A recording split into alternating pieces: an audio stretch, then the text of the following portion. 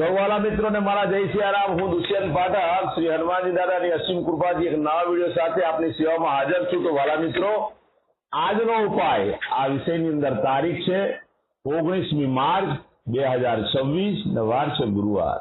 પંચાંગ કહે છે ફાગણ મહિનો, કૃષ્ણ પક્ષ, અંતિમ દિવસ, અમાવસ્યા અને ચૈત્ર મહિનાનું પહેલું નોરતું શરૂઆત થઈ રહી છે। નક્ષત્રની વાત કરીશ તો ઉત્તર ભાદ્રપદ નક્ષત્ર શુક્લ યોગ છે। મીન રાશિનો ચંદ્ર, મીન રાશિનો સૂર્ય।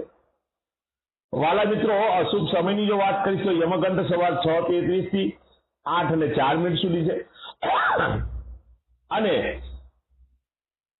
રાહુકાળ બપોરે 2:05 થી 3:36 સુધી છે। આ બંને સમયને અશુભ સમય કહેવાય। અશુભ સમયની અંદર શુભ કાર્ય અને શુભ યાત્રા ન થાય। શુભ કાર્ય શુભ યાત્રા કરવા માટે કોઈ સારું ચોઘડિયું, સારું મુહૂર્ત લેવું જોઈએ, જેમાં ઉત્તમ અભિજીત મુહૂર્તનો સમય બપોરે 12:11 થી 12:59 મધ્ય છે। આ સમયની અંદર તમે કોઈ પણ પ્રકારનું શુભ કાર્ય અને શુભ યાત્રા કરી શકો।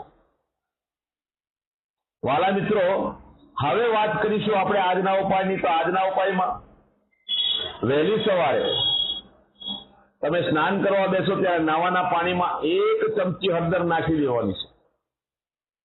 પાણીમાં હળદર મિક્સ કરવાની, એ હળદર વાળા પાણીથી તમારે નાવાનું। એની અંદર ચોખ્ખું પાણી ઉમેરી શકાય, સાબુ અને શેમ્પૂનો ઉપયોગ પણ કરી શકાય। સ્નાન થઈ જાય ત્યાર પછી બિલકુલ સીધું સંધ્યા કાળે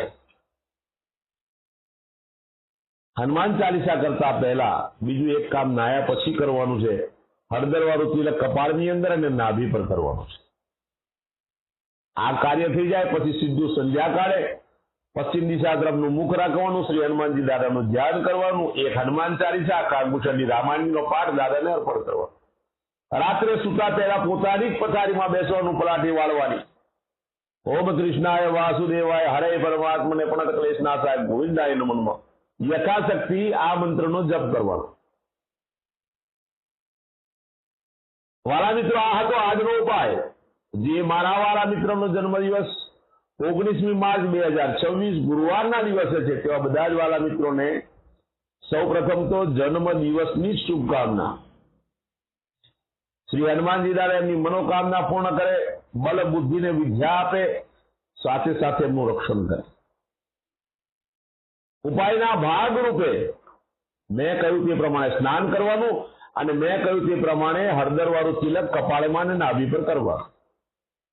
ત્યાર પછી ગૌશાળાએ જવાનું, ગાયોની સેવા કરવાની, ગાયોને લીલું ઘાસનું દાન આપવાનું, અથવા તમારે ત્યાં જે ભોજન બન્યું હોય તે ગાયોને અર્પણ કરવાનું।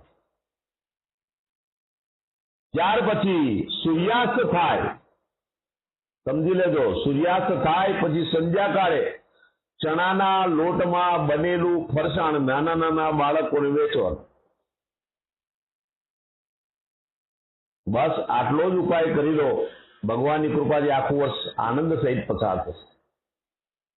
જે મારા વાલા મિત્રની મેરેજ એનિવર્સરી 19મી માર્ચ 2026 ગુરુવારના દિવસે, બધા જ વાલા મિત્રોએ સવારે સ્નાન કરવાનું, વડીલોના ચરણ સ્પર્શ કરવાના, આશીર્વાદ મેળવવાના।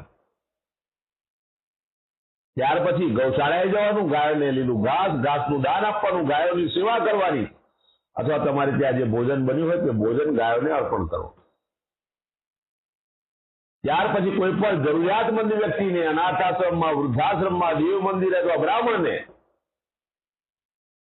5 વસ્તુનું દાન કરવાનું છે।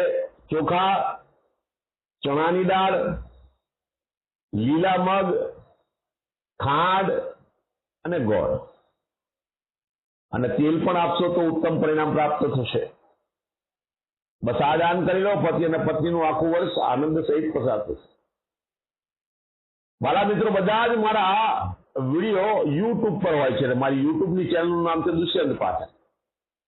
આપ સૌ જાણો છો કે હું નિયમિત એક વિડીયો મૂકું છું, અને એ વિડીયો તાત્કાલિક તમારે જોવો હોય તો મારી ચેનલને સબસ્ક્રાઇબ કરો અને બેલ આઇકન અવશ્ય દબાવજો।